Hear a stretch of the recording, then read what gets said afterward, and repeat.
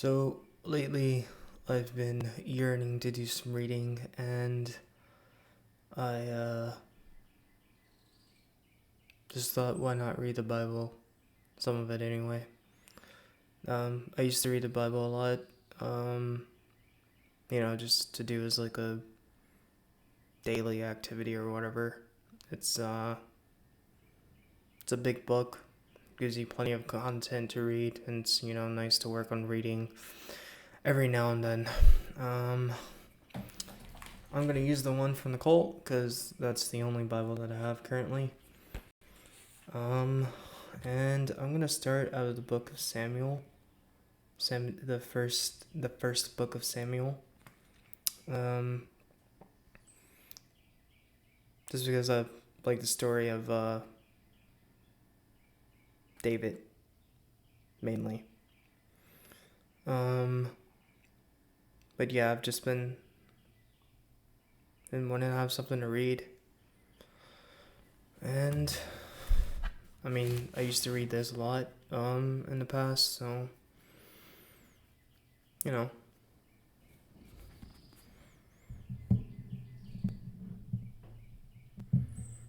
Maybe in the future. There's a couple of books on their own tablet though that I have. I don't really like reading off of screen because it just makes my eyes hurt. I just can't do it. Um, so I'm not a big fan of like reading off of a screen for that reason. I like more reading from like you know, either uh paperback or hardback books. Um, you know, tangible stuff that I can uh, hold in my hand. Like I've had tablets for years, and I've read books in my phone, or read books on my tablet, but just having like a physical book in front of you just feels better to me. For some reason. Anyway, I'm gonna start in the book of Samuel. I don't have like a stopping point. I don't have anything for like how far that I'm gonna go for today. I'm just gonna try and read. So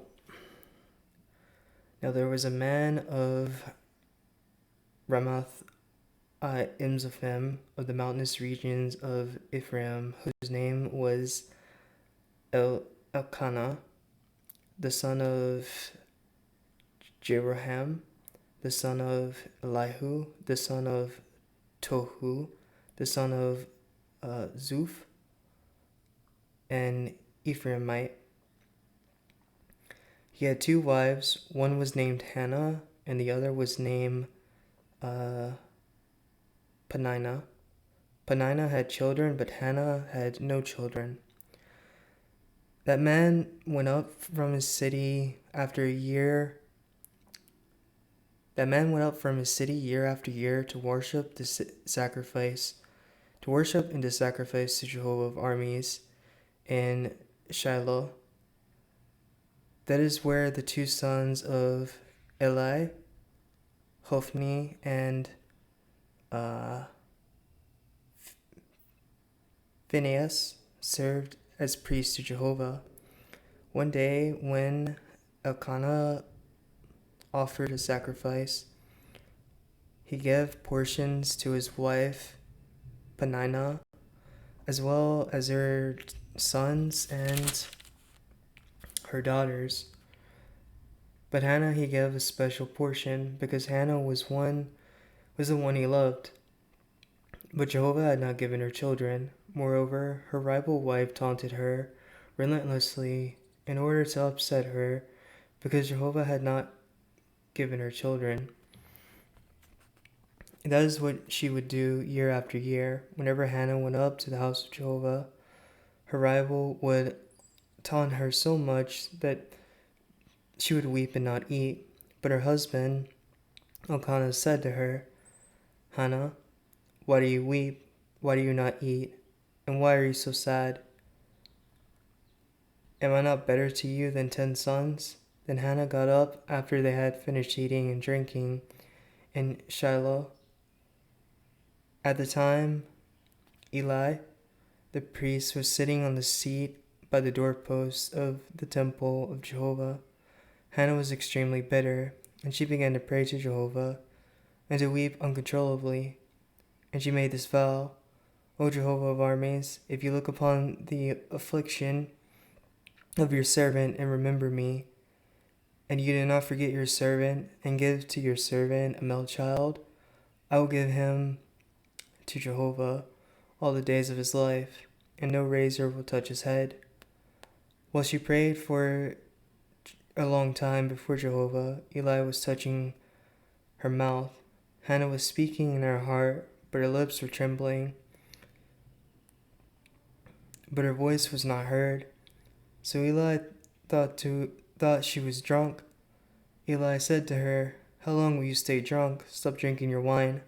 This Hannah answered, No, my lord. I am a woman under great stress. I have not drunk wine or anything alcoholic, but I am pouring my soul before Jehovah.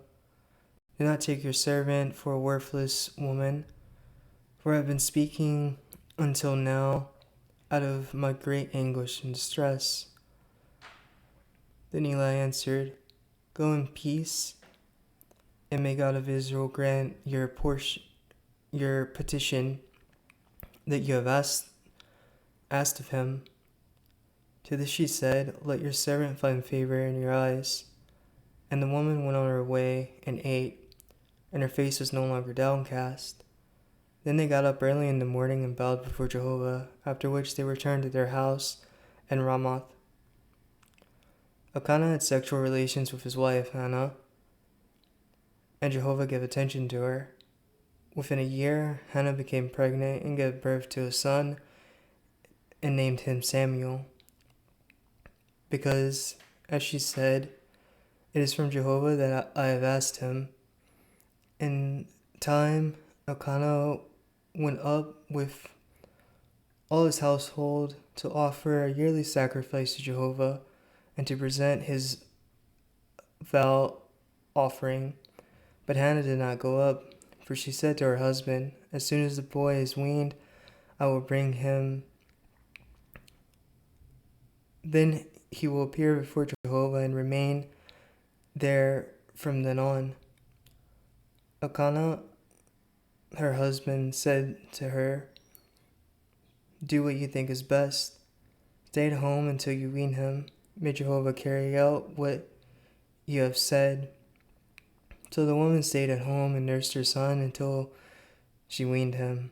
As soon as she had weaned him, she took him up to Shiloh, along with a 3-year-old bull, 1 ephah of flour, and a large jar of wine.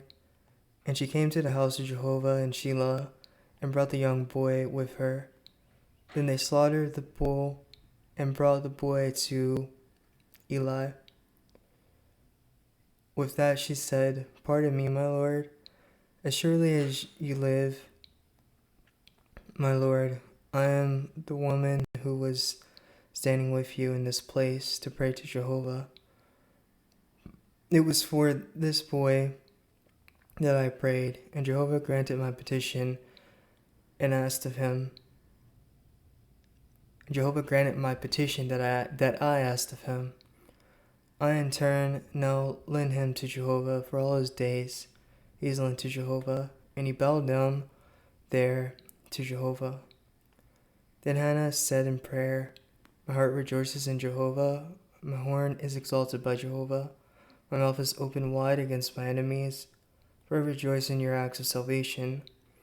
There is no one holy like Jehovah, there is no one but you, and there is no rock like our God. Do not keep speaking with haughtiness, let nothing arrogant come from your mouth, for Jehovah is a God of knowledge, and by him deeds are rightly evaluated. The bows of mighty men are shattered, and those who are stumbling are given strength. The well-fed must hire themselves out for bread, but the hungry hunger no more. The barren has given birth to 7, but she who had many sons has become desolate. Jehovah kills and he preserves life. He brings down to the grave and he raises up. Jehovah impoverishes and he enriches. He abases and he exalts. He raises the lowly one from the dust, and he lifts up the poor from the ash heap, to make them sit with princes, giving them a seat of honor. To Jehovah belong earth's supports, and he places the productive land upon them. He guards the steps of his loyal ones, but the wicked will be silenced in darkness. For not by power does a man prevail. Jehovah will shatter those fighting against him.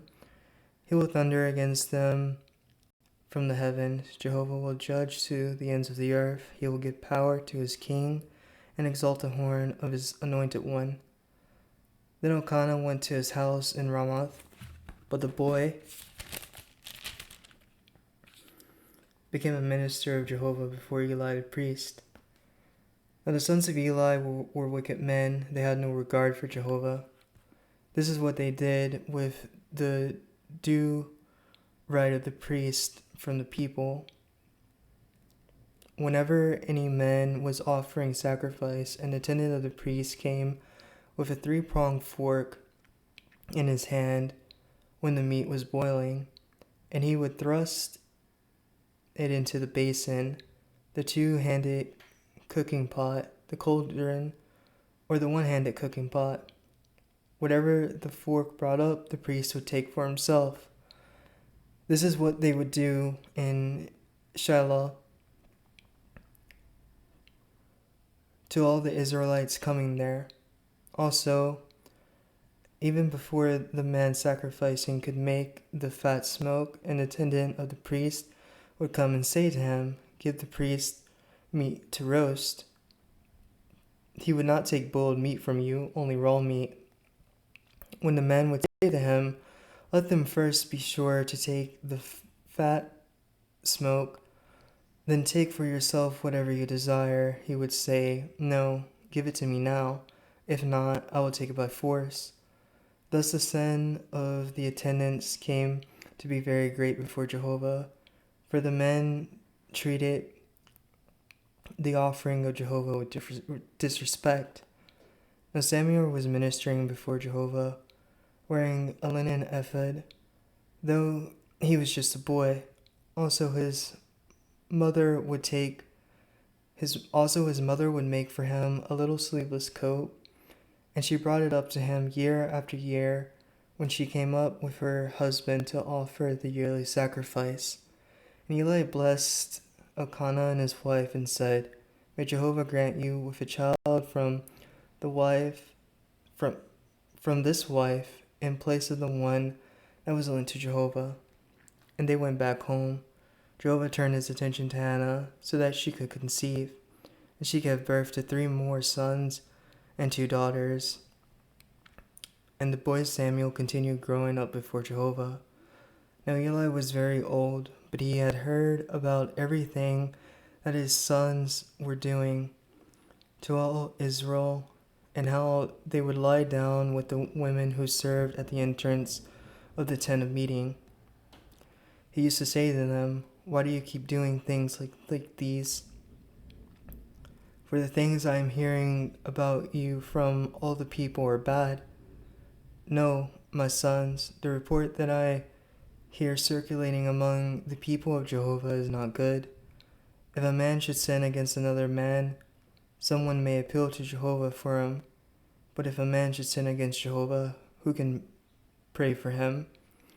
But they refused to listen to their father, for Jehovah had determined to put them to death. Meanwhile, the boy Samuel kept growing in stature and in favor both with Jehovah and with the people. A man of God came to Eli and said to him, "This is what Jehovah says. I do not plainly reveal myself to your father's house." This is what Jehovah says. "Did I not plainly reveal myself to your father's house while they were in Egypt as slaves to the house of Pharaoh? And he was chosen out of all the tribes of Israel to serve as my priest and to go up on my altar to make sacrifices, to offer incense, and to bear an ephod before me. And I give to the house of your forefather all the offerings made by fire of the Israelites. Why do you men scorn my sacrifice and my offerings that I have commanded in my place of dwelling? Why do you keep honoring your sons more than me by fattening yourselves from the best portions of every offering of my people Israel? That is why the word of Jehovah, the God of Israel is, I did indeed say that your house and the house of your forefather would always walk before me. But now Jehovah declares, it is unthinkable on my part, because those honoring me I will honor, but those despising me will be treated with contempt. Look, days are coming when I will cut off your strength and that of your father's house, so that no man in your house will live to old age, and you will look upon a rival in my dwelling amid all the good that is done to Israel, and never again will there be an old man in your house. The men of yours whom I do not cut off from serving at my altar will cause your eyes to fail and will bring you grief. But the greater number of your house will die by the sword of men. And what happens to your 2 sons, Hophni and Phinehas, will be the sign for you. On one day, both of them will die. Then I will rise up for myself a faithful priest. He will act in harmony with what is my heart's desire, and I will build for him a lasting house, and he will walk before my anointed one always. Anyone who remains in your house will come and bow down to him for the payment of money and a loaf of bread, and will say, assign me, please, to the one of the priestly offices to eat a piece of bread.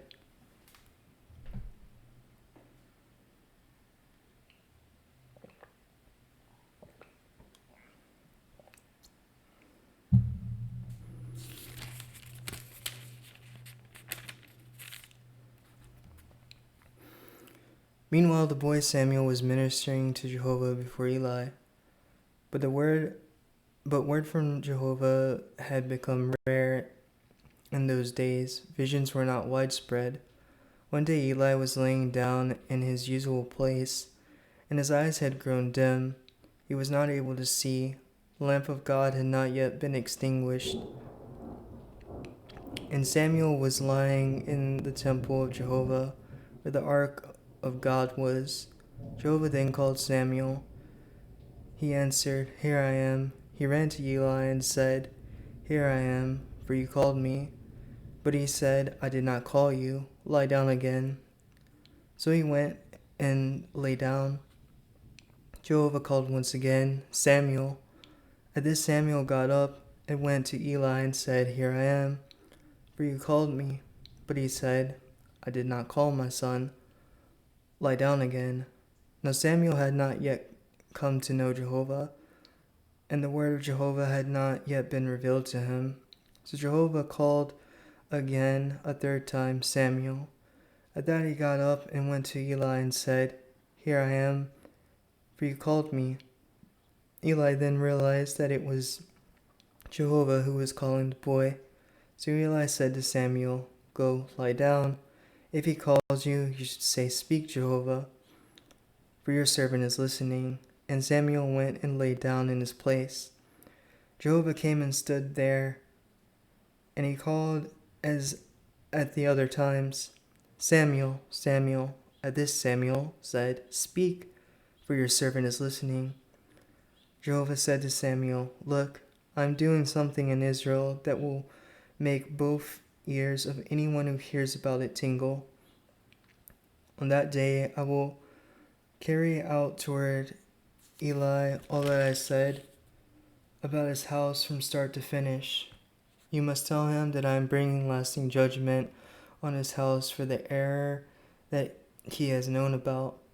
For his sons are cursing God, but he has not rebuked them. That is why I have sworn to the house of Eli that the error of the house of Eli will never be atoned for by sacrifices or by offerings. Samuel lay down until the morning. Then he opened the doors of Jehovah's house. Samuel was afraid to tell Eli the vision, but Eli called for Samuel. Samuel, my son. At this he said, Here I am. He asked, What message did he speak to you? Please do not hide it from me. May God do so to you and add to it if you hide from me a single word of all that he said to you. So Samuel told him everything, and he did not hide anything from him. Eli said, It is Jehovah. Let him do what is good in his eyes. Samuel continued growing up, and Jehovah himself was with him, and did not let any of all his words go unfulfilled. All Israel from Dan to Beersheba became aware that Samuel had been confirmed as Jehovah's prophet, and Jehovah continued to appear in Shiloh. For Jehovah revealed himself to Samuel in Shiloh by the word of Jehovah.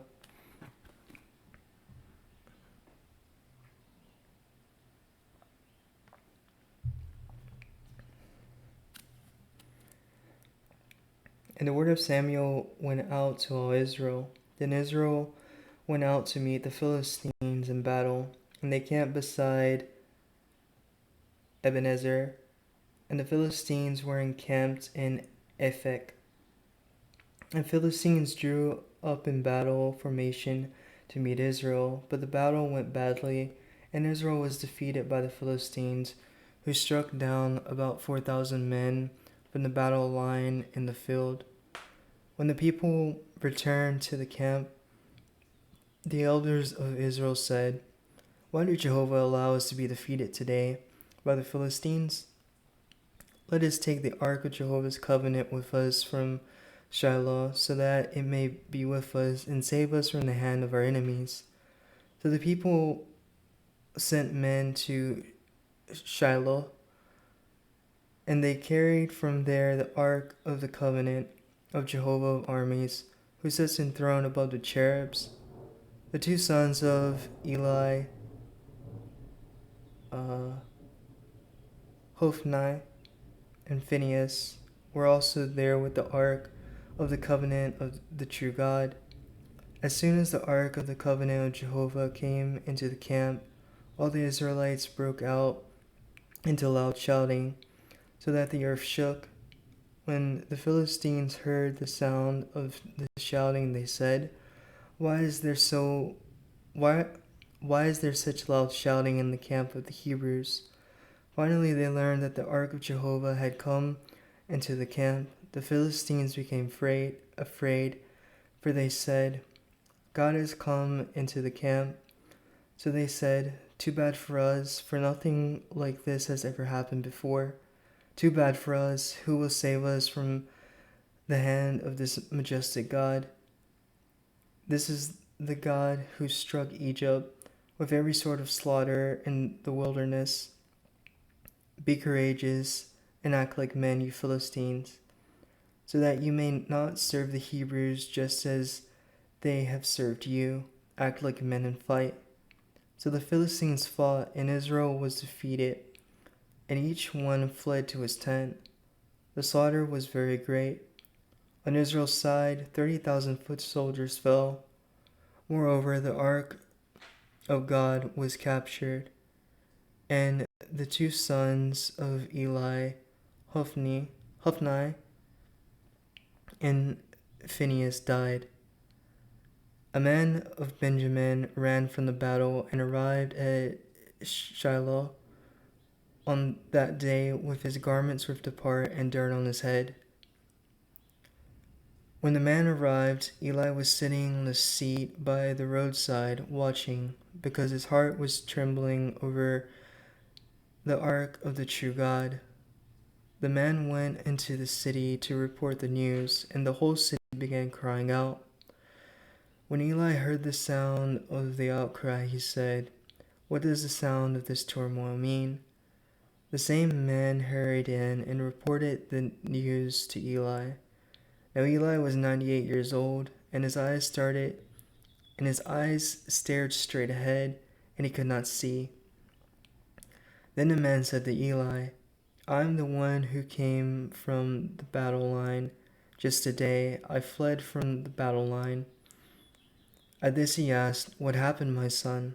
So the bearer of the news related, "Israel has fled from the Philistines, and there was a great defeat among the people. Also, your own two sons, Hophni and Phinehas, have died, and the ark of the true God has been captured." At the moment he mentioned the ark of the true God, Eli fell backward from his seat beside the gate, and his neck was broken, and he died, for he was old and heavy. He had judged Israel for 40 years. His daughter-in-law, the wife of Phinehas, was pregnant and close to giving birth.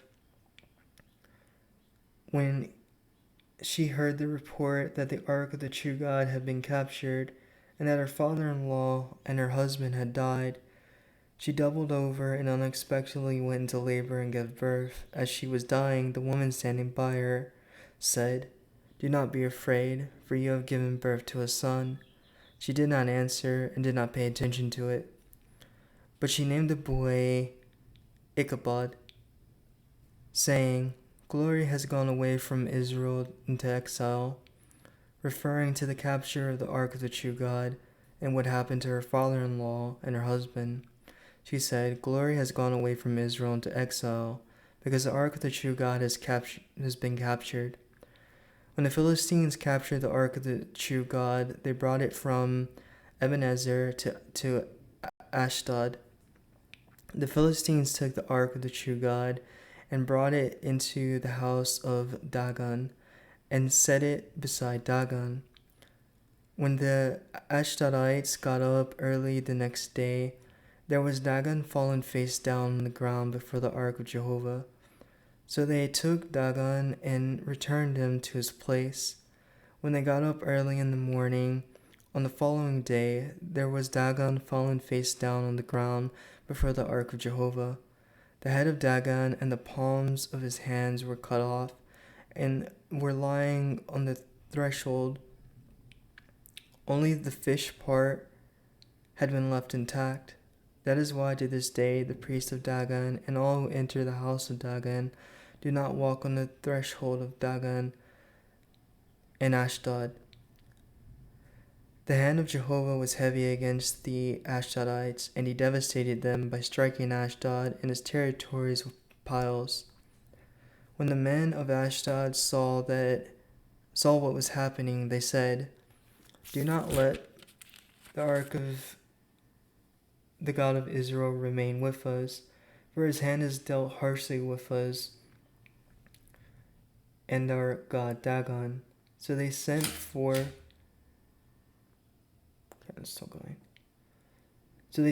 and gathered all the lords of the Philistines and asked them, "What should we do with the ark of the God of Israel?" They replied, "Let the ark of the God of Israel be moved to Gath." So they moved the ark of the God of Israel there. After they moved it there, the hand of Jehovah came against the city, bringing great panic. He struck the men of the city from small to great, and piles broke out on them. So they sent the ark of the true God to Ekron. But as soon as the ark of the true God came to Ekron, the Ekronites began to cry out, They have brought the ark of the God of Israel to us, to put us and our people to death." Then they sent for and gathered all the lords of the Philistines and said, "Send the ark of the God of Israel away. Let it return to its place, so that we and our people may not be put to death. For the terror of death had spread through the whole city. The hand of the true God had been very heavy there, and the men who did not die had been struck with piles, and the city's cry for help ascended to the heavens. The ark of Jehovah was in Philistine territory for 7 months. The Philistines called the priest and the diviners and asked, "What should we do with the ark of Jehovah? Let us know how we should send it back to its place." They replied, "If you send the ark of the covenant of Jehovah, the God of Israel, away, do not send it back without an offering. You should by all means return to him a guilt offering. Only then will you be healed, and it will be made known to you why his hand has not turned away from you." So they asked, "What guilt offering should we send to him?" They said, "According to the number of the lords of the Philistines, send 5 golden piles and 5 golden mice, for the same scourge has afflicted every one of you and your lords. You should make images of your piles and images of your mice that are bringing the land to ruin, and you should honor the God of Israel. Perhaps he will lighten the weight of his hand that is on you, and your God and your land. Why should you harden your heart as Egypt and Pharaoh hardened their hearts? When he dealt harshly with them, they had to send Israel away, and they departed. Now prepare a new wagon and 2 cows that have calves and have never been under a yoke. Then hitch the cows to the wagon, but take their calves back home away from them. Take the ark of Jehovah and place it on the wagon, and put the golden articles that you are sending to him as a guilt offering in a box next to it. Then send it on its way, and watch. If it goes up the road to Bashemesh, to its own territory, then he is the one who has done the great evil to us. But if not, we will know that it was not his hand that struck us. It happened to us by coincidence." The men did accordingly. They took 2 cows that had calves and hitched them to the wagon, and the calves they penned up at home. Then they put the ark of Jehovah on the wagon, as well as the box containing the gold mice and the images of their piles. And the cows went straight ahead on the road to Bashemesh. They stayed on the one highway, mooing as they went, and they did not turn either to the right or to the left. All the while the lords of the Philistines were walking behind them as far as the boundary of Bashemesh, and the people of Bashemesh were reaping the wheat harvests in the valley plain. When they raised their eyes and saw the ark, they were overjoyed at seeing it. The wagon came into the field of Joshua, the Bethshemite, and stopped there near the large stone. So they chopped up the wood of the wagon, and they offered the cows as a burnt offering to Jehovah. The Levites took down the ark of Jehovah and the box that was with it, which contained the golden articles, and they put them on the large stone. And the men of Bethshemesh offered up burnt offerings and made sacrifices on that day to Jehovah. When the 5 lords of the Philistines saw it, they returned to Ekron on that day. Now these are their golden piles that the Philistines sent as a guilt offering to Jehovah: one for Ashdod, one for Gaza, one for